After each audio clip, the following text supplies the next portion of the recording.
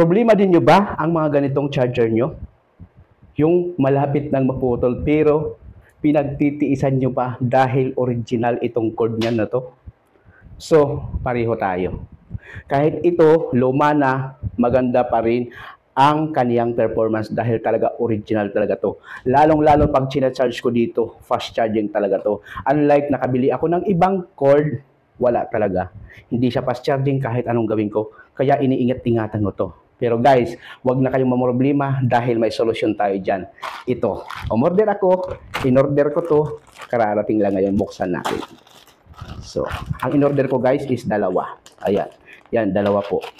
So, dalawa siya at dalawa din pong cord. Ayan. Guys, ilalagay ko yan sa yellow basket ko. I-click nyo. Diyan po kayo mabili kasi diyan po yung legit na seller natin. So, dalawang black ang in-order ko. At meron po siyang kasamang, yan, dalawa din po yung ganito. Yan. Yan, dalawang lock. Ayan.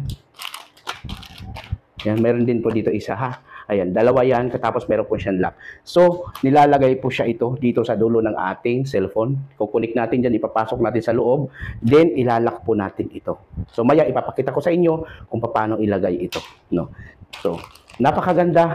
Ayan, ito ha, dalawa. Bali, ito po yung sa may charging port. Ayan, ito po yung sa may sa USB. Ito sa USB. Makikita nyo naman po ang size. Ayan, size niya. So, ayan, dalawa po na order natin kasi dalawa pong charger ang ginagamit ko. Yung bago sa 14C ko at saka ito, yung luma sa 15 C35 ko na Realme. Ayan guys, antayin nyo, ipapakita ko sa inyo kung paano ito ikabit.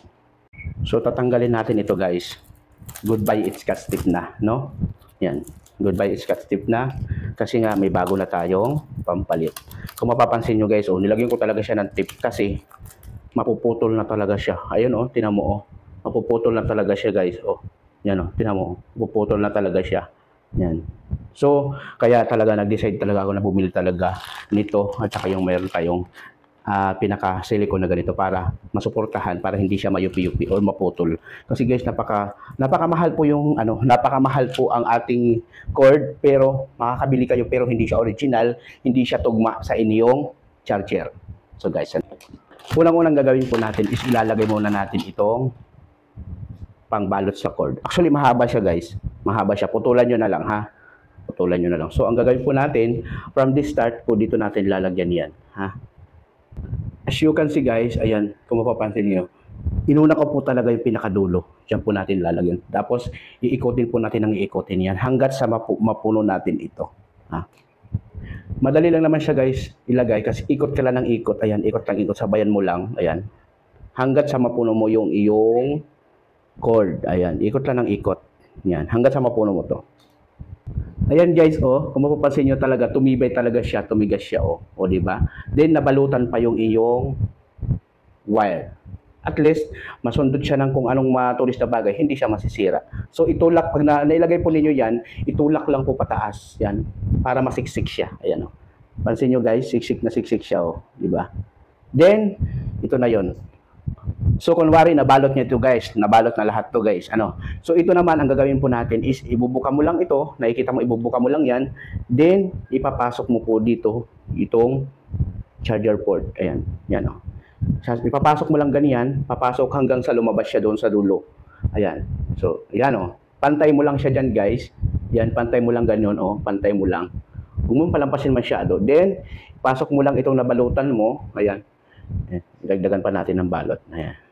Tulak natin ganun. So, yan, pantay na guys. Ayan. Yan, nakaganon na. Naipasok na siya.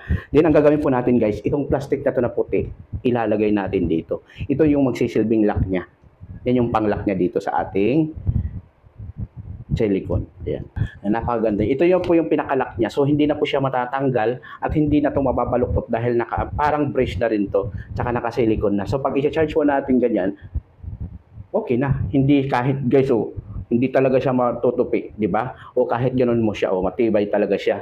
So, guys, para sa inyo, yung problema nyo sa ganitong charger, guys, bumili na kayo ng ganito. And, syempre, may kasama po yan silicone at saka yung lock. Ayan, doon sa may charger at saka sa may USB. Ayan, ito. So, ganun lang po, guys, pagkabit dito. So, ayan, guys, nabalot ko na. Di ba? Napakaganda. Ayan, May pansarado pa siya.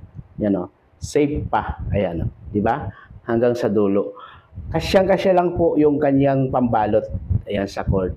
Although mayroon kang puputulin dyan isa, pero kaya-kaya ang pagkasyahin mo yun. Ayan. Diba? Napakaganda, napakatibay. Nagmukhang bago uli yung aking charger. Ayan. Diba? May cover pa siya. Oh. At least hindi siya magkakaroon ng dumi. Ayan. Oh. Lagay mo lang ganyan. Oh. Tsaka, napakaganda. Kahit itabi mong ganun. Oh. Oh, diba? Napaka-safe. Ayan, napaka-safe. Guys, kung gusto nyo makabili nito, ilalagay ko po sa yellow basket. I-click nyo yan. Then, marami po kayong pagpipilian na kulay. Ang orderin po ninyo is black. Mas maganda yung black para sa akin, ha? Pero, kayo na bahala kung anong gusto nyo. Kung babae, may pink dyan, basta iba-ibang kulay. I-click mo yung yellow basket na yan. Then, add to cart mo. Guys, wag lang add to cart, ha? I-buy mo na para magkaroon ka ng ganito. At, hindi ka naman problema sa charger mo. Napakaganda. Safe na safe. Ayan, di ba? Thank you for watching. Bye-bye.